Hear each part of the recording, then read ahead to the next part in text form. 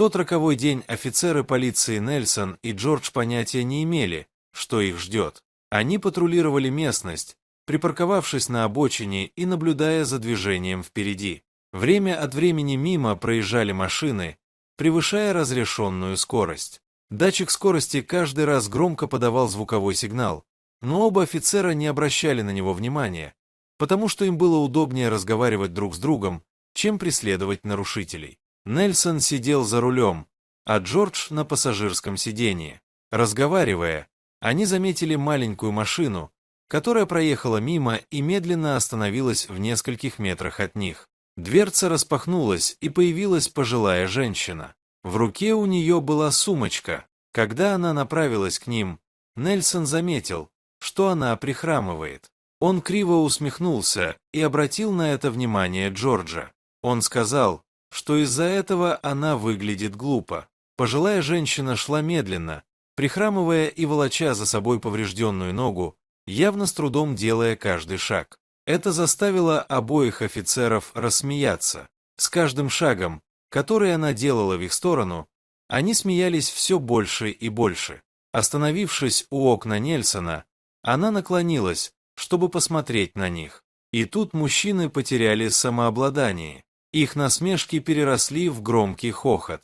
Женщина некоторое время стояла в замешательстве, а мужчины продолжали смеяться над ней. Ей было интересно, что их так рассмешило, но чем дольше это продолжалось, тем больше ей казалось, что они только начинают.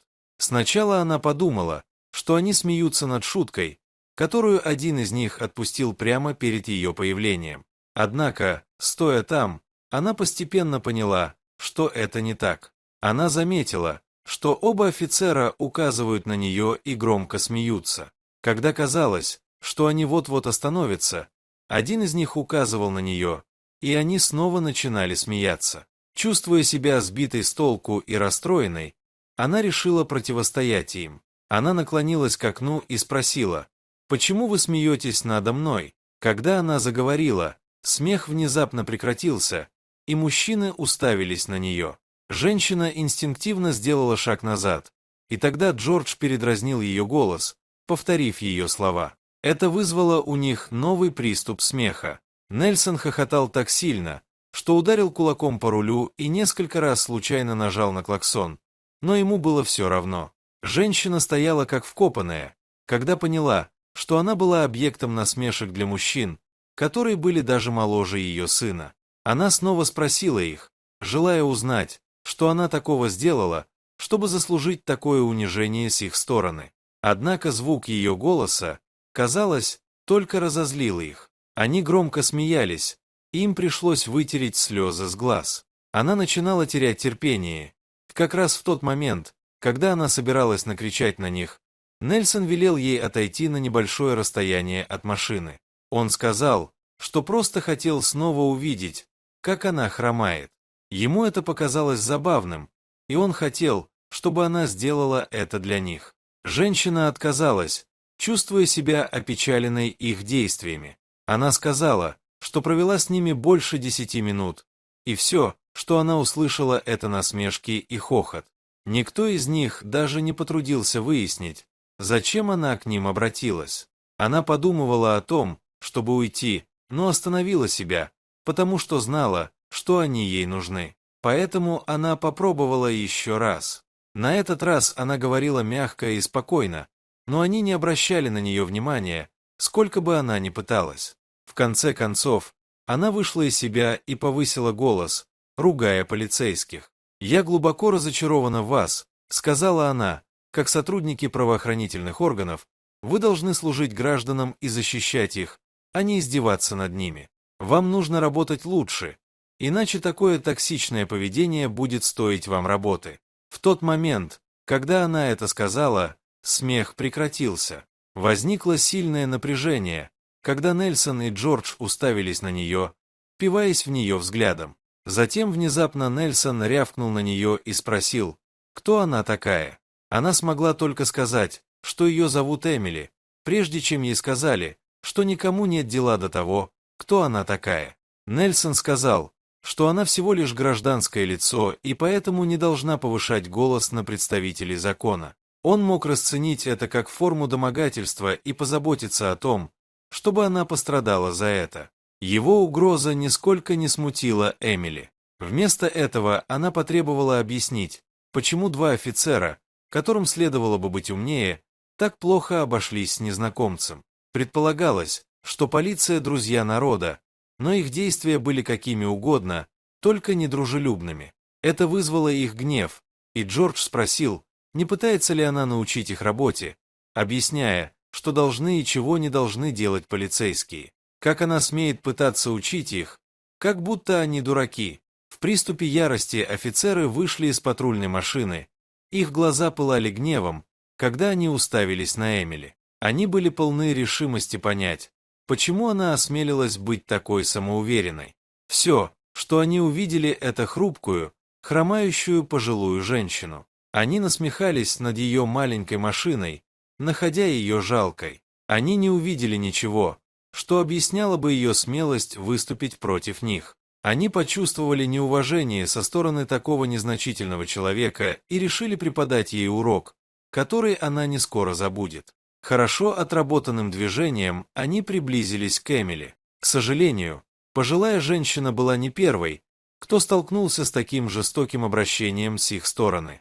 За то время, что они были напарниками, от их рук часто страдали гражданские лица, и Нельсон с Джорджем крепко сблизились в полицейской академии, где они все делали вместе. Во время обучения они были неразлучны и всегда оказывались в одной команде. После того, как они вместе закончили школу, судьба свела их в одном участке. После испытательного срока они были в восторге от того, что их назначили напарниками в патрульную службу, и эта пара казалась воплощением мечты. Их дружба всегда затмевала их работу. Часто они предпочитали парковать свои машины на пустынном участке дороги, чтобы выпить пиво и поболтать, вместо того, чтобы наблюдать за порядком, как им полагалось. К сожалению, их веселье проходило в ущерб мирным жителям.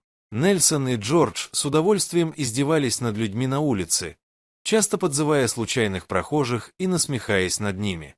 Если кто-то проявлял гнев, они угрожали арестом, ложно заявляя, что могут обвинить их в совершении преступления и отправить в тюрьму. В результате многие люди боялись выступать против преследования, предпочитая молча страдать и продолжать жить своей жизнью. Это дало Нельсону и Джорджу стимул продолжать свои отвратительные действия. Им удалось убедить себя, что в районе, куда их направили, царит мир и все соблюдают правила и предписания, так что им не нужно было постоянно проявлять бдительность. Однако, в конце концов, они столкнулись с гражданским лицом, которое едва не перевернуло их жизнь. Эмили сказала, что она их не боится и что ей больше даже не нужна их помощь. Она собиралась добиться этого другим способом. Она повернулась, чтобы уйти, и направилась к своей машине, когда Джордж грубо схватил ее за локоть и дернул назад. Она вскрикнула, когда ее отбросили к патрульной машине и придавили к ней. Джордж посоветовал ей сохранять спокойствие и не обострять ситуацию. Она сопротивлялась их попыткам удержать ее, требуя объяснить, что она сделала, чтобы заслужить арест. Полицейским надоели ее протесты. Они сердито надели на нее наручники и сообщили, что она арестована за нападение на сотрудника полиции и угрозу причинения телесных повреждений. Она закричала, что это ложь, но они только рассмеялись и сказали, что добавят к обвинениям сопротивление при аресте. Затем они затолкали ее на заднее сиденье патрульной машины, сели сами и с чувством триумфа поехали в участок.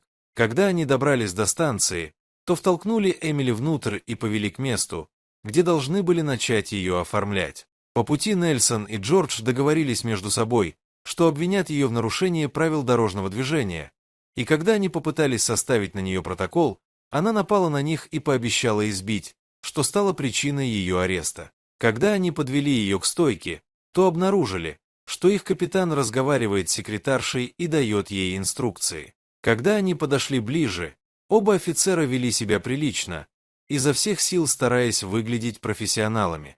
В этот момент капитан обернулся, и когда он увидел их, его глаза расширились от шока и ужаса.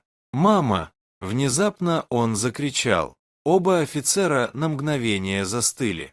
Они переглянулись, гадая, не услышали ли они оба одно и то же. Однако снова раздался голос их капитана, требовавшего объяснить, что произошло и почему его мама в наручниках. Полицейские попытались заговорить, но из-за охватившего их страха могли только заикаться. Они арестовали мать своего капитана. Поскольку они не могли говорить, Эмили решила сделать это сама. Она рассказала сыну, как офицеры приставали к ней и смеялись над ней без всякой причины. Затем они ложно обвинили ее в нападении, что послужило поводом для ее ареста. Неожиданный визит пожилой женщины к сыну был редким случаем.